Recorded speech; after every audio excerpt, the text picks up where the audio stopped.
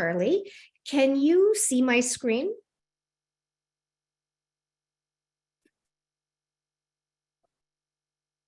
Can you see my screen? I can see your screen. Okay, perfect. So thank you very much for joining in today. And as Charlie has mentioned, this is the first educational webinar we are putting on as part of the LyfeMD educational series. And as I briefly review the participants, it's great to see some of my patient names that resonate very familiarly with me. So nice to have you all here. So what I intend to do over the course of the next 20 to 30 minutes is just review some of the science and some of the data regarding diet and its role in inflammatory bowel disease. And then I believe many of you have submitted some questions, so I want to give enough time to be able to answer those questions in some detail. So I will trim this educational portion short if I need to in order to be able to allocate adequate time for that. And while I was preparing this talk, I was thinking there are so many dimensions to inflammatory bowel disease from a lifestyle or holistic perspective, but the timing has limited me to really focus in on diet and nutrition. So that'll be the focus today. And if there is interest in hearing other topics, we will request you to submit those areas of interest, such as potentially the role of stress, mood, sleep, fatigue, mental health. These are all items that people tell us can be important to them. So we will take your suggestions for topics for the future. So with that, I'd like to review a few questions with you. So can diet cause inflammatory bowel disease? Why would diet cause or influence its development? Can diet be used to treat IBD either alone or alongside biologic or biosimilar treatments? Is there an IBD food guide that could help me feel better or maintain my remission? And are there lifestyle therapies other than food to improve the way I feel? So first, can diet cause inflammatory bowel disease? So when we surveyed a group of over 400 patients with IBD living in the United Kingdom, close to half of patients felt that diet, in fact, could trigger their IBD onset. And up to 60% of patients felt that diet could trigger a flare of their disease, with 60% reporting worsening symptoms with certain foods, leading to 2/3 of patients who deprived themselves of their favorite foods in an attempt to try and prevent relapse of their disease. And to everyone's surprise, we think, about half of individuals did not receive any formal dietary advice from their physician or their dietitian. Now, when we look at the trends of IBD over time, we see that the first case of ulcerative colitis was diagnosed in 1859 during the height of the Industrial Revolution in the UK. And then over the course of the next 100 years, the prevalence of IBD escalated dramatically to involve most Western nations. And then the first case of ulcerative colitis was diagnosed in 1956 in China, the first involving Asia. And then over the last approaching 70 years, we see that with globalization and industrialization and the permeation of worldwide dietary trends, or the globalization of diet, we see that newly industrialized countries, particularly in South America, Africa, and Asia, are now realizing a significantly increased prevalence of IBD. Now, in this landmark study published almost 10 years ago now in a high-impact journal, a group of healthy women, all nurses, were followed up over a course of 26 years. There were over 170,000 individuals in this study, all female. And they completed validated measures of dietary intake using food frequency questionnaires every 4 years over this 26-year follow-up period of time. And here, out of all of these individuals, there were 270 new cases of Crohn's disease and 338 new cases of ulcerative colitis. And what was really dramatically noticeable in this study was that individuals that had higher compared to lower intakes of dietary fiber had far fewer, were far less likely to be diagnosed with either ulcerative colitis or Crohn's disease, but with a bigger signal for Crohn's disease. So the authors concluded that increasing intake of dietary fiber reduced the chances of developing Crohn's disease. But what was particularly noticeable was that not all fiber performed equally well, and that fiber coming from fruits and then second vegetables were of greater protection than fiber coming from cereals or other grain-based products. Now, this is a really complex slide, so I don't expect anyone to follow along, but I put this up here only because this is hot off the press and published again in a very high impact journal just within the last couple of weeks. Now, the previous slide I shared with you highlighted how dietary fiber could be protective in terms of developing new disease. But now you may be asking, well, now that I've been diagnosed with either UC or Crohn's disease, what is the role of fiber? And at one point way back, maybe 20, 30 years ago, the consistent messaging from gastroenterologists to their patients was that avoid all fiber. Fiber was bad. Fiber could cause symptoms. It could increase symptoms. It could cause bowel blockages. So avoid fiber. And then somewhere along the way, maybe about 10 years ago or so, 15 years ago, we changed our message and we told patients fiber is really good. Don't limit your fiber unless you have a stricture or a narrowing or unless you have symptoms. And all the dietary data and the studies would suggest that most people with IBD could tolerate fiber. There, of course, are a few exceptions, but if you're not part of those exceptions, most people could tolerate fiber. So the recommendation was don't limit fiber, start eating fiber because its effects on the gut microbiome or the bacteria that live in your gut are very, very helpful and can prevent disease relapse. Now, as of this paper published 2 or 3 weeks ago, we think the answer is somewhere in between. Now, you may be very familiar with the fact that there are more bacteria in our gut than human DNA. So they outnumber us by a ratio of 10 to 1. And with either ulcerative colitis or Crohn's disease that's active, the regular bacteria in the gut is wiped out. So this is a state of dysbiosis. So the bacteria, when you have active inflammation, are different compared to when you don't have inflammation. And we think now that when you have active inflammation, there are some types of fibers you should in fact avoid because these bacteria cannot metabolize the fiber. And if you eat fiber when you should not be eating fiber, it can cause further inflammation and it can cause symptoms. But again, fibers are a big, broad, diverse term. And we now think that there are certain fibers that should be avoided while other fibers are fair game and can actually have very positive effects. So the field is growing.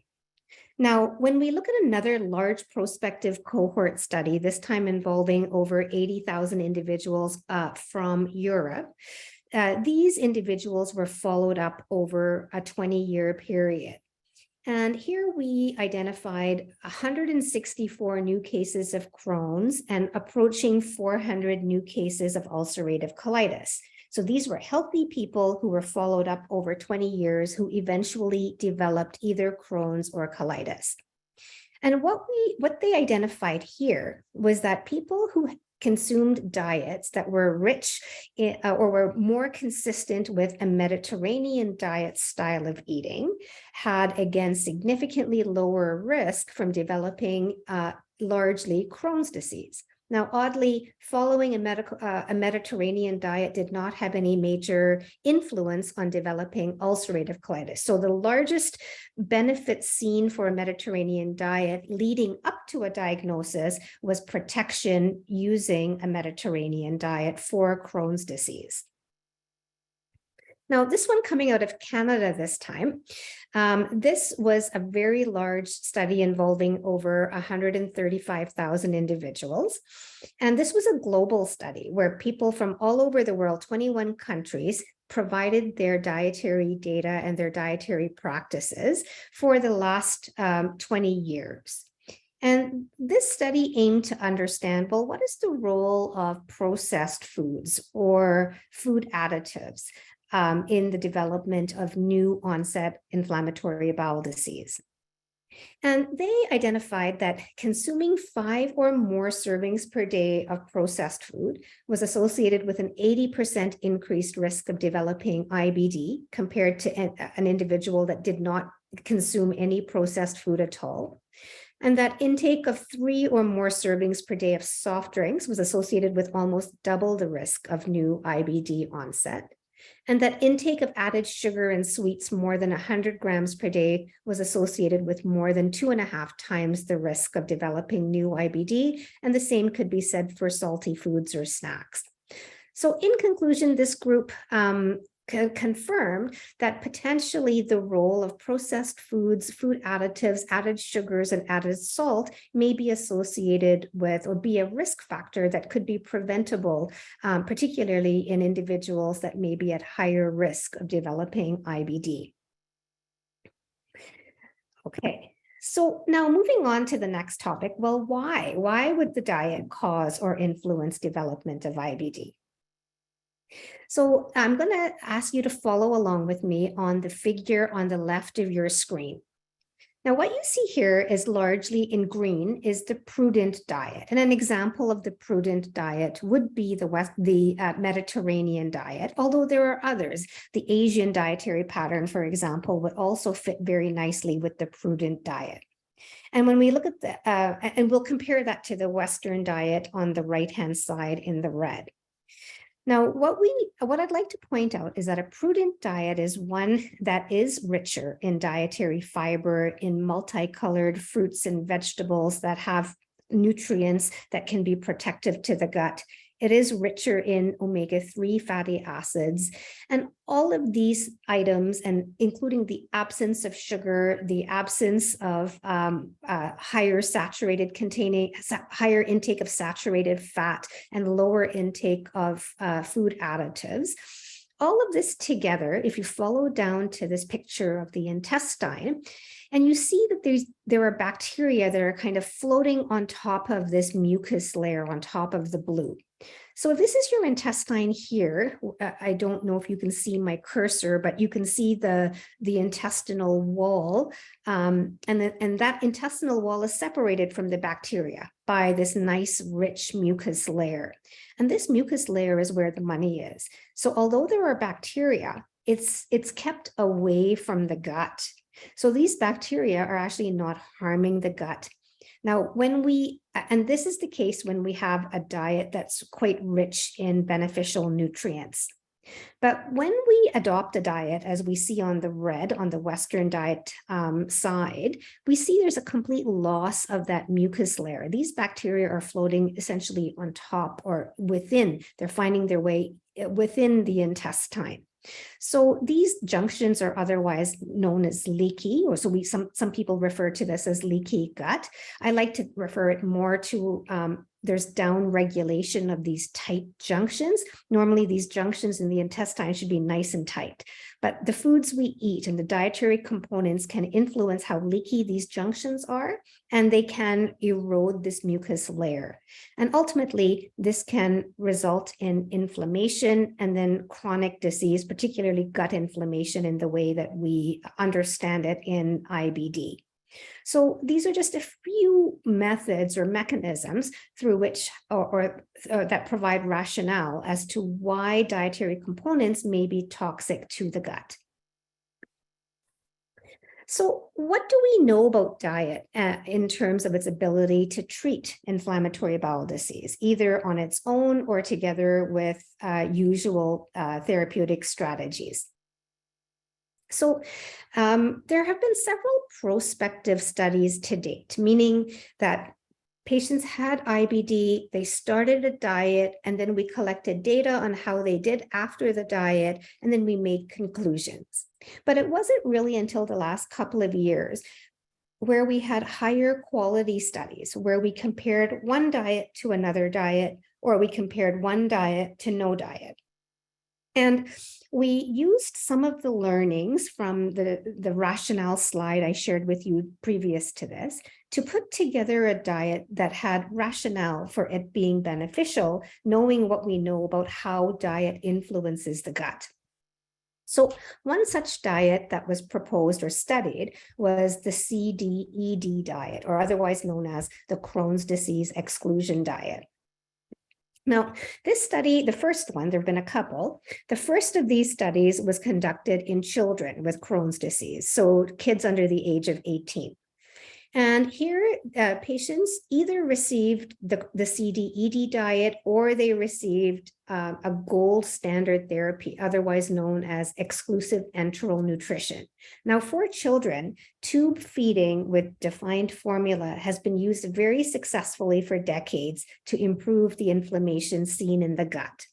Now, in fact, this is true for adults too, but we don't tend to talk about it because we have other agents like biologics that can be effective to manage our disease.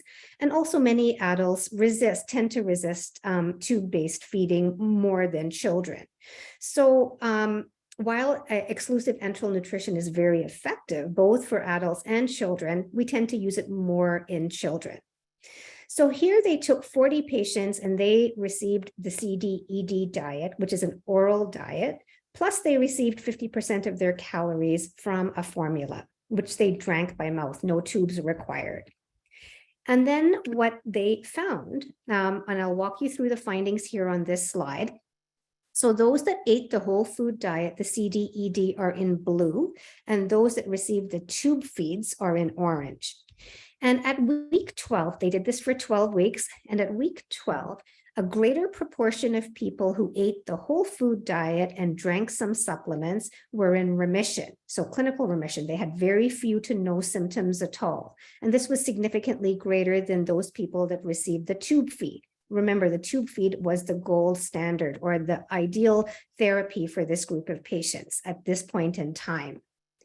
Now, when we looked at biomarkers, so these are either blood markers of inflammation or stool markers of inflammation, we see that, again, significantly more people who were exposed to the diet normalized their biomarkers, their C-reactive protein.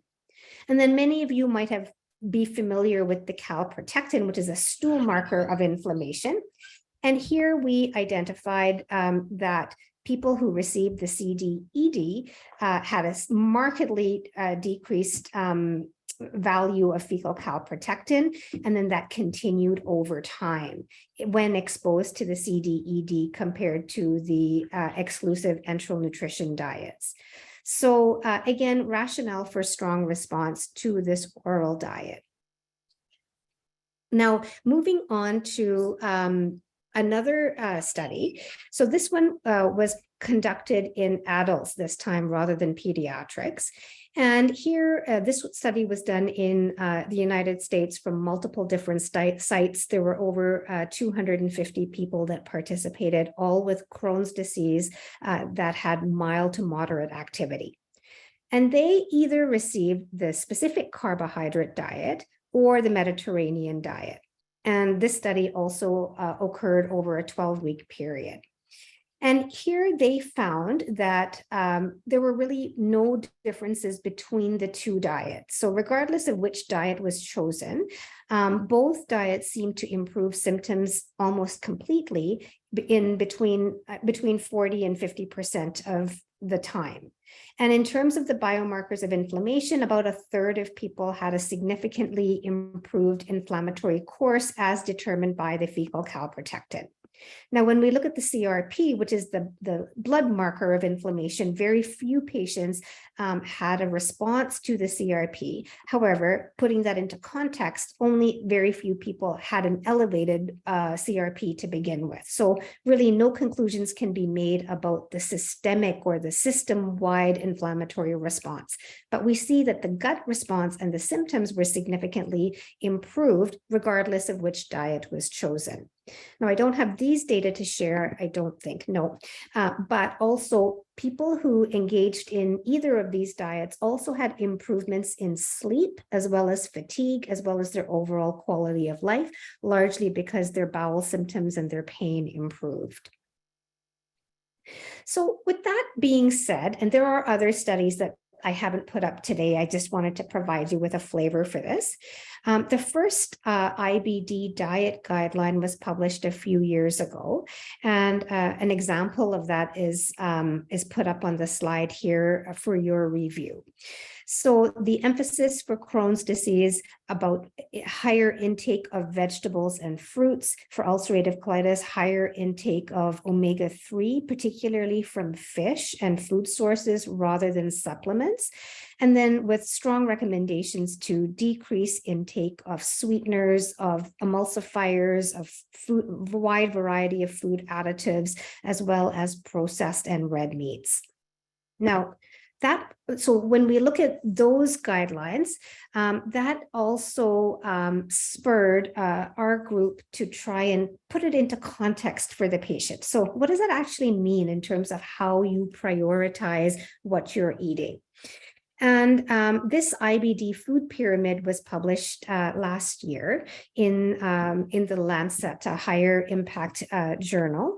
And the emphasis here on the bottom, so the foundation of this pyramid really emphasizes the intake of multicolored fruits, as well as root vegetables and again, deeply colored vegetables. And then we also identified significant relationships between higher intake of leafy greens and lower gut inflammation. So that has prompted us to really try and emphasize during your meal planning to try and have a rich intake of these foundational fruits and vegetables. And the guidelines in terms of the quantity are mentioned here on the far right. And for those of you that utilize the LyfeMD app, this is laid out for you in a very usable way. Then for priority 2 behaviors, these are centered in again around root vegetables and starchy foods to be able to enrich the gut microbiome. So if you remember, I mentioned earlier that the bacteria in your gut are affected when you have inflammation. So one method to try and restore that the positive bacteria or the beneficial bacteria, A, to improve the course of inflammation through usual therapies, and B, to try and utilize diet to be able to selectively populate the gut with the bacteria that are beneficial. So these types of food items, the starchy foods, such as the legumes, as well as the potatoes and sweet potatoes and rice, all have been demonstrated to do that. And then priority 3 behaviors are an emphasis on healthy meals. So homemade meals, limiting processed and baked goods, or baked goods that are processed and not prepared at home, eliminating additives.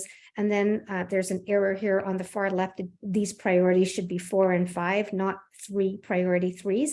And so priority 4 behaviors would be a focus on healthy proteins. So fatty fish, which will give us our omega-3 fatty acids in the right proportion we need, recognizing not everyone eats fatty fish or tolerates it. There are alternatives that are proposed in the LyfeMD application, and then rich intake of white meat as well as nuts and seeds. And then the 5th priority is one around the healthy fats. So priority for extra virgin olive oil, sesame oil, and decreased intake of saturated fats. So in my last couple of minutes here, I just want to introduce the concept of two opposing spectrum, two pieces of the opposing spectrum in inflammatory bowel disease. Now, when I was going through sort of my medical school training and GI fellowship, we saw a lot of malnutrition, and we still see a lot of malnutrition. But back then, 15, 20 years ago, it was quite predominant, largely because surgery was our only therapy. The biologics were just entering into this space. But even surprisingly, despite our rich armamentarium of biologics, we still see that in IBD patients who are admitted to hospital, between 75 to 90% are malnourished. And then even when one is well and not in hospital, 20 to 30% may have subclinical or malnutrition that's present, but we're just not quite aware of it. And that can take different shapes or forms, and usually that manifests as micronutrient deficiencies. So nutrient deficiencies of B12, of vitamin D, vitamin A, iron, and those types of findings. And increasing, so if there are, malnutrition can happen for a variety of reasons, mainly because of active disease, but also because people may restrict their foods and restrict their intake because they think it can manage symptoms, and many times it can. So being aware that malnutrition is a risk and that it is associated with all of these things that you see on the slide here. So particularly it has an important role to play in adverse outcomes after a surgery. But even outside of a surgery, it can increase risk of infections as well as adverse complications of your medications. So being aware of and advocating for malnutrition identification and treatment plans can really be supportive to improving the underlying course and minimizing complications associated with IBD. And as mentioned, there are many mechanisms of malnutrition that are identified here. And your usual biologic therapies will be first and foremost the mainstay of treatment to be able to improve the course of your underlying disease and also hopefully decrease the risk of malnutrition. But sometimes malnutrition may persist despite adequate therapies. So being aware of this and ensuring it's on your doctor's checklist is really important during your checkups. Now, this slide just goes through the major ways that we can address malnutrition or weight loss or micronutrient deficiencies. And all of this can be delivered for you in a personalized way through the LyfeMD application. Now, this slide I'm going to skip in the interest of time. And actually, that was my last slide. So maybe I will just spend 30 seconds on it here to highlight that this may be your clinic experience. I know it's mine on a day-to-day basis when I see my patients. So if I have 30 minutes to spend with a new patient, I will typically spend between 10 and 15 minutes talking about their symptoms, their journey, their investigations, and try and understand what I need to in order to make a diagnosis. And then the heavy lifting will be around the variety of treatment options. And certainly we have many of these in 2022 compared with even just 1 or 2 years ago. And so that requires a large discussion around, the pros, the cons, the side effects, and then understanding the patient preference and what they hope to see in treatment options. But that leaves very little to no time to discuss these things that are in the that are outside of the circle. So smoking cessation has a huge role to play in terms of improving the disease course. Discontinuing medications like Advil, ibuprofen, naproxen, otherwise known as non-steroidals, can impact the course of disease. And then, of course, dietary interventions, malnutrition management. We didn't talk about overweight or obesity. There's a growing body of literature that suggests our medications may be less effective when carrying extra weight. So how we manage this is critical. And then, as I alluded to in the beginning of the talk, even items such as mental health and sleep optimization, physical activity, fatigue management, these are all aspects or components that may be very important for the patient, but sometimes are not addressed routinely during the clinic visit.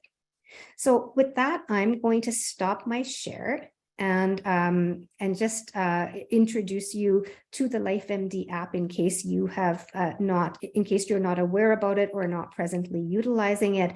And many of these gaps can be filled with your coach or with your gastroenterologist or your dietitian to help select the program to help identify or work on specific gaps that may be of interest to you. So with that, I'd like to thank you very much. And I'd like to go through the submitted questions that you've provided us with. Thank you, Dr. Raman. I'll just bring up the questions that have been submitted. And if you do have further questions that are not that you have come to your mind today, please do connect with your coach inside the app via the chat bubbles. And I have access to the dietitians behind the company and through Dr. Raman and Dr. Tandon as well, and Dr. Taylor, to try and get the answers that you're looking for, trying to get you the answers. So are you able to see my screen here, Dr. Yes, Raman? I can, Charlie. Thank you. Are you Okay, able to put it on presentation mode? absolutely.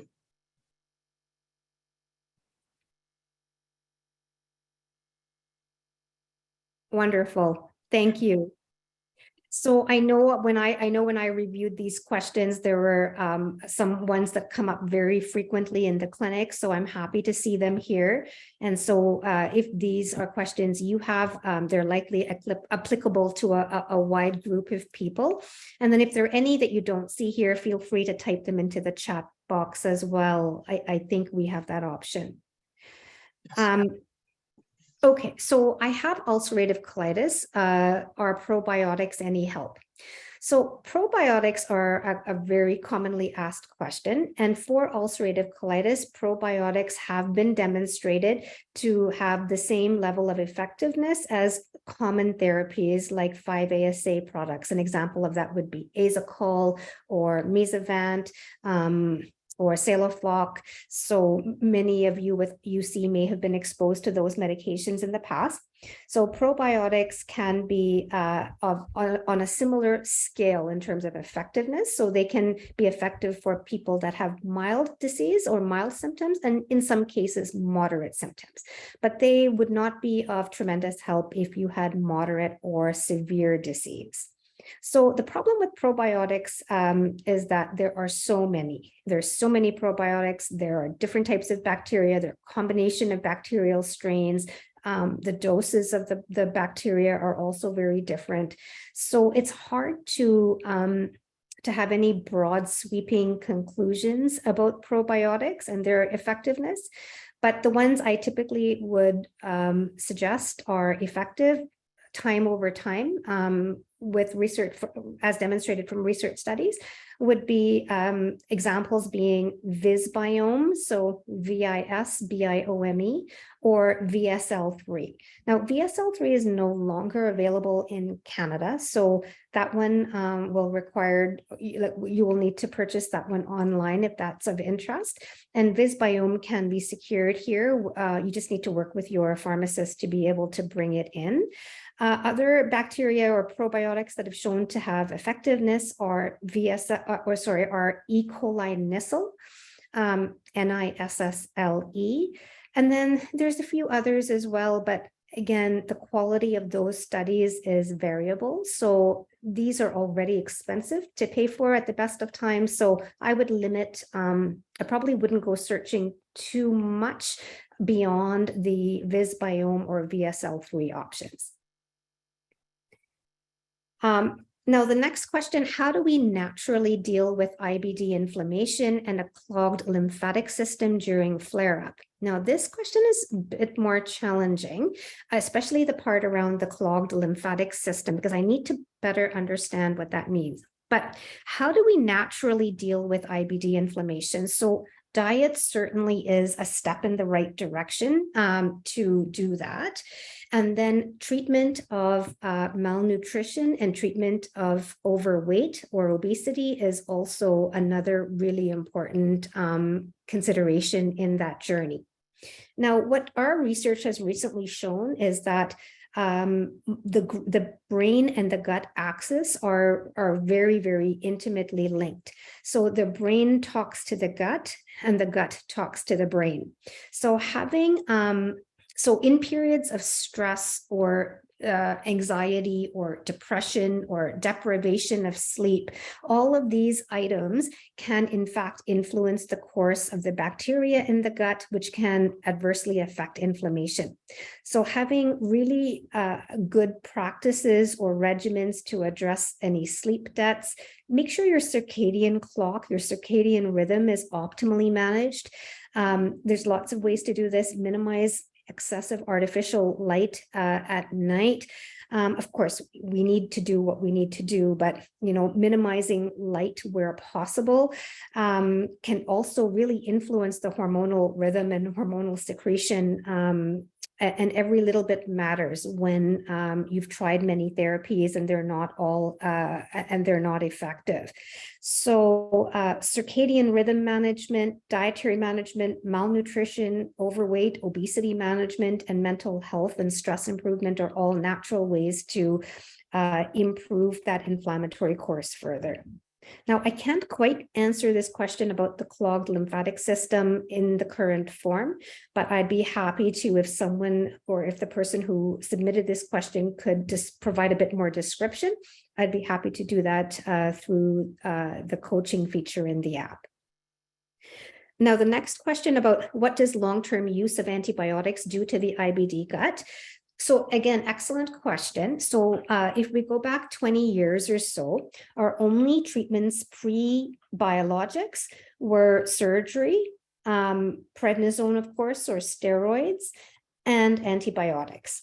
Now, we never really understood back in the day why antibiotics worked, but certain antibiotics did work. Now, knowing what we know about the dysbiosis or the altered bacterial composition in the gut, we can probably conclude that the antibiotics reset those bacteria in a way that was helpful. So antibiotics did have a role in a subset of patients that had largely Crohn's disease. Now, many of you may have taken antibiotics for other reasons, ear infection, tooth infection, urinary infection, and then you may have noticed that your GI symptoms got worse. And absolutely, that can and probably will happen because different antibiotics have different effects on the gut. So in general, antibiotics can worsen diarrhea. It can worsen cramping. Antibiotic-associated diarrhea is a very well-established entity. And antibiotics also can lead to a superinfection called C. diff colitis or Clostridium difficile colitis. And so antibiotics do have a major role, and they can wreak havoc in the IBD gut, especially when antibiotics are used for other reasons rather than Crohn's disease or your ulcerative colitis. So if you are being prescribed antibiotics for other reasons outside of the IBD, it is really important to let your doctor know. And if you do start having worsening symptoms, we do need to rule out that superbug, particularly the Clostridium difficile. So then this next question, is probiotics recommended to only take after the use of antibiotics? And the answer to that is no. If you've got ulcerative colitis, you can use probiotics even if you have not used antibiotics. And that is a follow-up to question number 1, are probiotics of any help? So yes, they can be used if you have mild to moderate disease, even in the absence of antibiotics. But for Crohn's disease, I must say the data around probiotics is not that encouraging. So I don't think I would recommend probiotics as a treatment strategy if you have Crohn's. Now, if you have Crohn's and you've been using antibiotics, let's say for a lung infection or an ear infection, then absolutely, you can use probiotics to try and mitigate the course or the effectiveness on diarrhea. But I wouldn't extend the probiotics in that context if you have Crohn's disease beyond the antibiotic time frame. Maybe you could use it for another week or 2, but it wouldn't be a long-term solution. And then part B of that question, can antibiotics be taken along with biologics at the same time? And sure, absolutely, the answer is yes. There's no contraindication or any reason why you can't be using both at the same time. Now, I guess that leads me to want to know, why are you taking the antibiotics? Is it for an IBD reason or is it for some other reason? So if it's for another reason and your dentist prescribed you antibiotics and you had some major dental surgery, then yes, there's no reason you can't use both. But again, like I said, if it's, please let your doctor, your GI doctor, know about that. And if there are any side effects that come alongside of that, then we usually know why. So then the next one, how does long-term infection in the body affect the gut and healing? This is again, a question I need more context for. So I wonder, I guess my questions are, what does long-term infection in this circumstance refer to?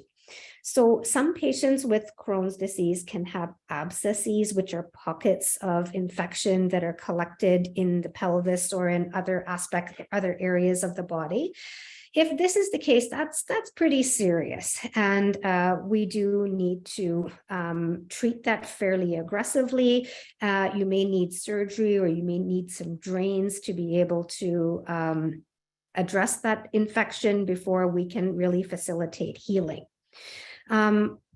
If long-term infection if the meaning of that is in a different context, I would say that absolutely infection needs to be dealt with and treated. And otherwise you are that's placing extra burden or extra resources on the limited resiliency you have in your system. So we do need to really establish if one does have a long-term infection, and if so, what kind of infection is it, and what therapies have been tried, and is it still active? And if the answer is yes, it's still active, then that does need to be a priority in terms of the treatment plan.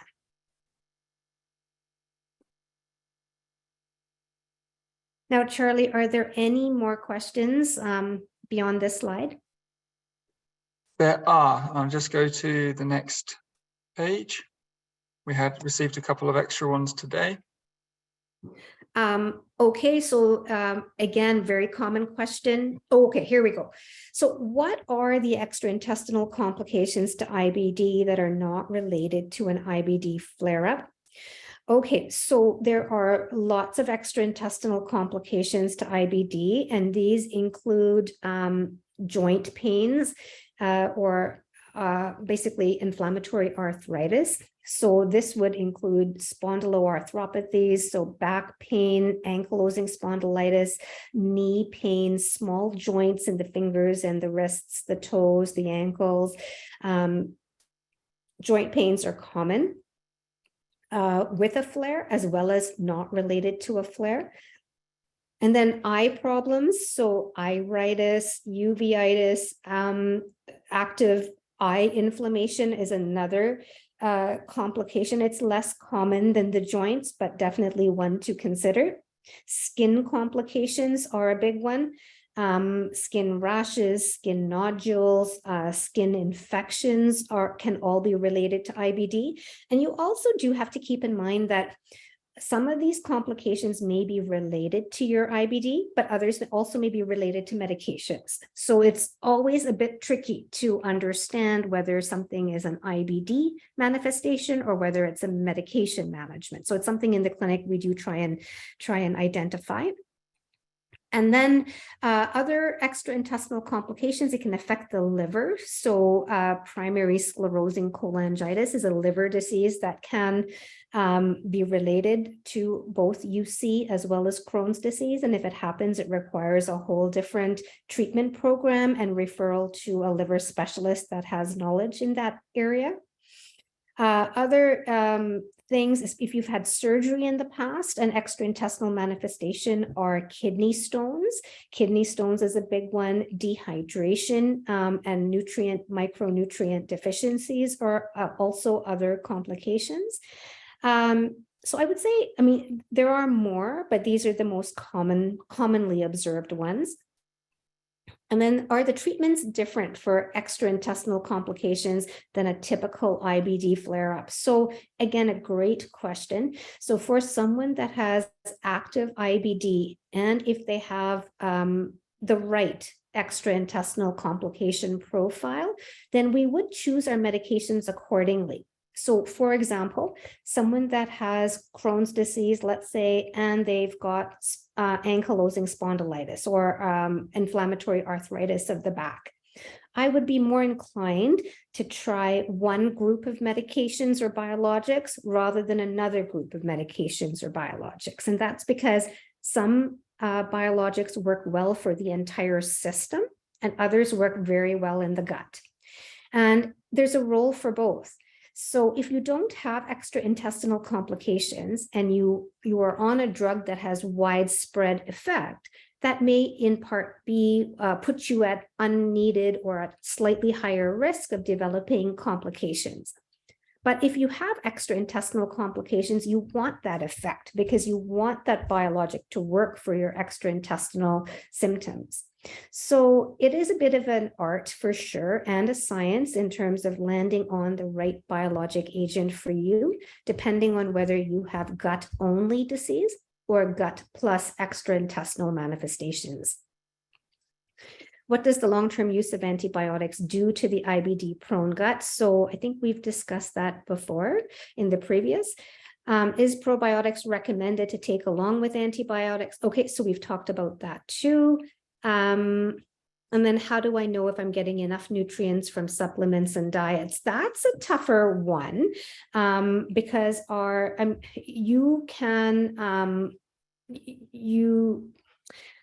because there is the unknown of malabsorption, you don't necessarily, although you may be taking adequate nutrients, the question is, well, are you really absorbing them? So what I generally say in this context is that if you have active inflammation, you will likely need a higher dose of micronutrients compared to someone that does not have IBD or compared to someone that is in remission. But the actual dosage is determined, you will need to talk to your doctor about that, and you may need some blood tests to be able to help guide the dosage of the nutrients to ensure that it's personalized to your needs. And then the last one on the slide, can you provide an update on new and evolving new treatments for IBS? So now I'm not sure if the question here was truly for IBS or whether it was for IBD. They are different. So we've been talking about inflammatory bowel disease for the talk today. IBS is irritable bowel syndrome. If the question is truly about irritable bowel syndrome, I will be providing a very similar presentation on the topic of IBS early in the new year. So absolutely, we welcome you to join in for the IBS discussion. If the question is truly related to IBD, I am very excited to tell you that there are lots of new and developing treatments within the IBD space that have already happened within 2022 and should be extending into 2023. Many of you are likely familiar with molecules that have been delivered either through injection, either infusion or self-injection. And now there's a greater array of molecules that are oral. And these are not just on the horizon, but they are available for utilization already in the clinic environment. We as gastroenterologists are gaining greater familiarity with these with each passing day, and the trials are also, the clinical trials are providing new insights about its effectiveness with each passing day. So I think a lot of experience will be gained to understand how to use these newer molecules effectively. And the other update around new evolving treatments for IBD are that more and more people are using dual biologic therapy, so combinations of biologics, especially for harder to treat diseases. So again, very new concept and one that we're using fairly robustly in Calgary, perhaps not too broadly outside of Calgary just yet, but I think, again, more experience to be gained around the use of dual biologic therapy as we move forward. We've had a question that's come in during the session, and it is, I'm curious of the repercussions of trying to treat Crohn's, rheumatoid arthritis, and colitis all at the same time. Okay. Well, I think in that circumstance, I go back to my original comment about, or my previous comment about choosing the right biologic medication for you. So if you have rheumatoid and you've got IBD, and then I forgot the last piece you mentioned, Charlie. Colitis. Okay, Crohn's, colitis, rheumatoid. Okay. Yes. So in that circumstance, then In my mind, there are a few options that I would have specific for you, some more than others. But, it's not uncommon, unfortunately, for an individual that has Crohn's colitis or ulcerative colitis to have other concomitant autoimmune diseases. So what this person is describing is fairly common, and that having combined rheumatoid arthritis and Crohn's colitis is something we do see fairly frequently, and they have a shared pathogenesis. So when I talk to you about the gut microbiome and some of those leaky junctions, and how diet and other variables can impact those, in fact, it's the same story for both colitis as well as rheumatoid arthritis. Some people manifest it as arthritis, others manifest it as gut inflammation, and some manifest it as both. So I would say you should not be concerned about having both diagnoses, but we should find the right therapies for you to support both diagnoses, and integrating lifestyle therapy is a step in that right direction. Thank you. There's no further questions that have come through the chat or that we received in advance of the session today. So there's nothing further that I would have. We do have, if you have something to follow on that's you want to, if you're not a LyfeMD user, you could sign up to the LyfeMD app, or you can leave a question with us on our social media platforms. We're on Facebook and Instagram. And if you're inside the app and you have a question, then please connect with your coach and we will be able to follow up with Dr. Raman for you. Which just leads me for our next educational outreach session will also be with Dr. Raman. And the topic, as she mentioned previously, will be on irritable bowel syndrome, which we are launching, or which just launched in the app, and it looks fantastic. It's a really great resource that we hope it just complements and takes our existing functions that are offered within the app to another level. So that will be really positive to have that rolled out amongst the other diseases as well in the future. And thank you for joining us today. It was been great to have everybody joining. Hopefully the session's been useful for you. Do you have any concluding comments, Dr. Raman? Thank you very much, Charlie, and to all of you for attending today. And I am very curious to receive your feedback on the session, as well as ideas for future sessions. If you are a LyfeMD user, please feel free to email us to give us those suggestions for next time.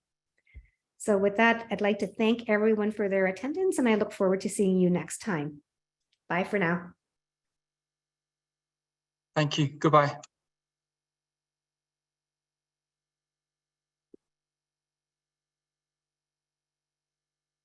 Okay, I've stopped the recording. Is it okay? Perfect. Is it just us or?